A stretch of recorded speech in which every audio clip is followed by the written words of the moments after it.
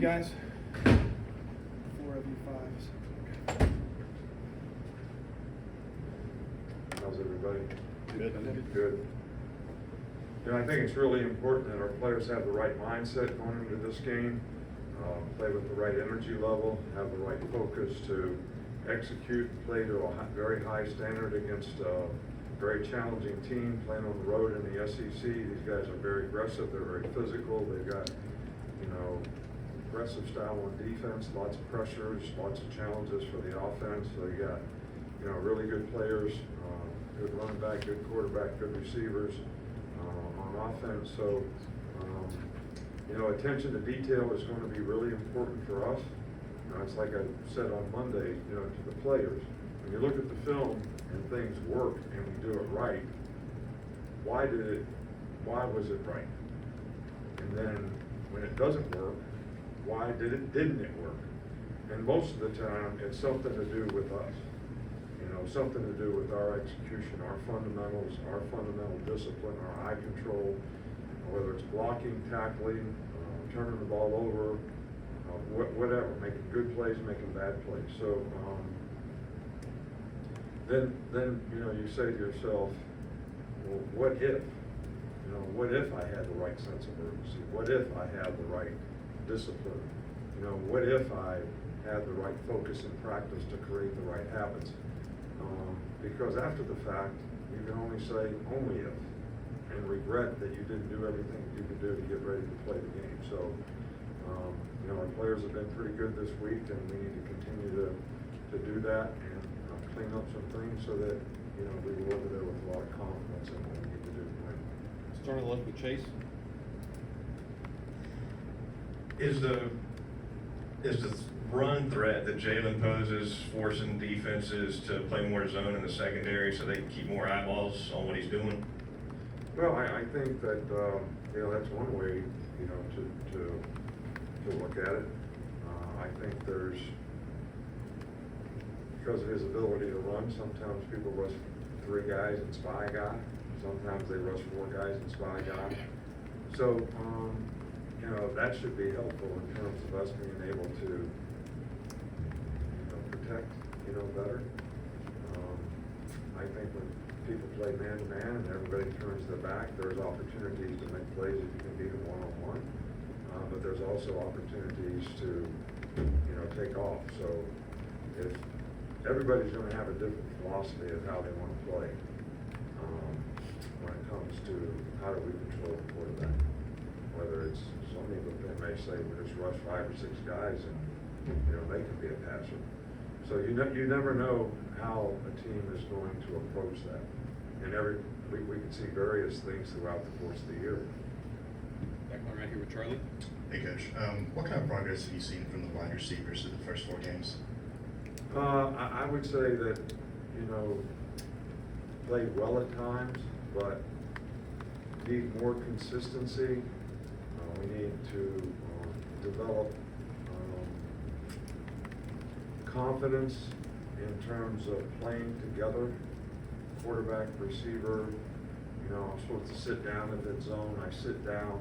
We drift in that zone. It's 3rd and 5. Now the ball comes out because the quarterback thinks you want to. So you're punting instead of getting the first down. So I think all those little things and those details. I say this all the time. What might be the most overused attention to detail term in the building that can make things work or not work. And I think we need to pay more attention to detail and the togetherness of how we execute the passing game, whether it's protection, whether the quarterback reads, whether it's route running, and the whole thing. I think we can just continue to make a lot of progress. And I'm not disappointed with the way the guys playing. They've made some great plays, but I think the consistency would be helpful. Stay over here with Nick. Yeah, do you have an update on the health of Deontay Lawson and Terrence Ferguson?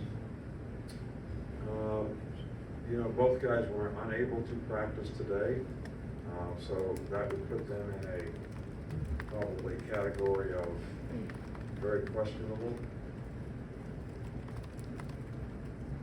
We'll go to Nick Alvarez.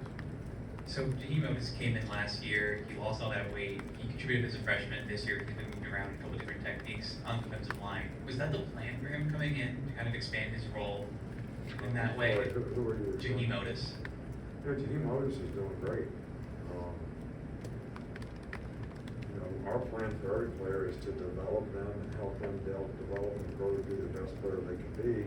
You know, some players really buy into it and do all the things that they need to do it, and Jaheim has been a guy that's done that.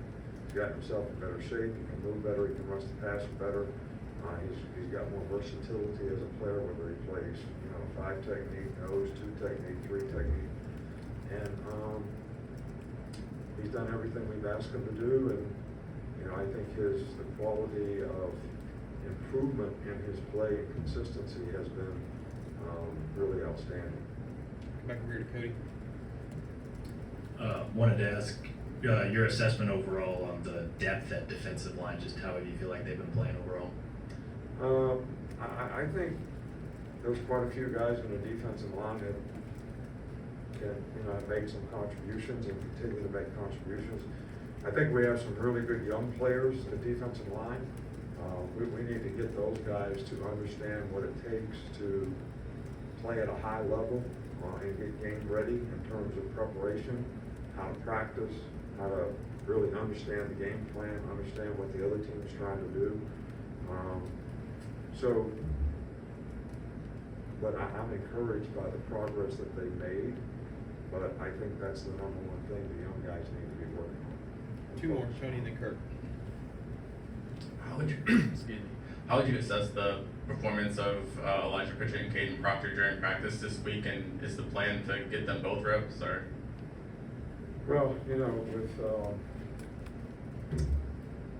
other injuries, you know, in the offensive line, we're moving guys around, and we haven't made an assessment yet because really today's the only real practice. Yesterday, and I haven't watched practice film today. So, you know, we make those evaluations on Thursday and Friday as to how we're going to play guys in the game. We'll finish up with Kirk. Yes, Coach.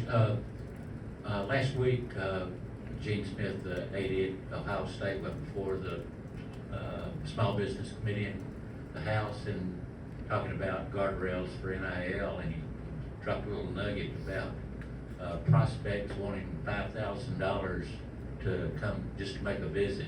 And I wondered if you'd been approached by any prospects for things like that, and if so, how you'd handle that. Not that I know of. So I don't know of anybody that has asked us, you know, for that. But look, you know, name, image, and likeness is not really name, image, and likeness. I mean, I think we all understand what it's become and what we allowed it to become. And I said long ago and got very criticized for, is this what we want college football to become? So it's becoming what it's becoming, and that's okay. I mean, we're just adapt and do what we have to do to be able to compete, whatever the circumstances are. So do I think that it would be judicious to have some guardrails on some things? Well, I think you can figure that one out just as well as anybody else. All right, Coach, thank you. All right, thank you.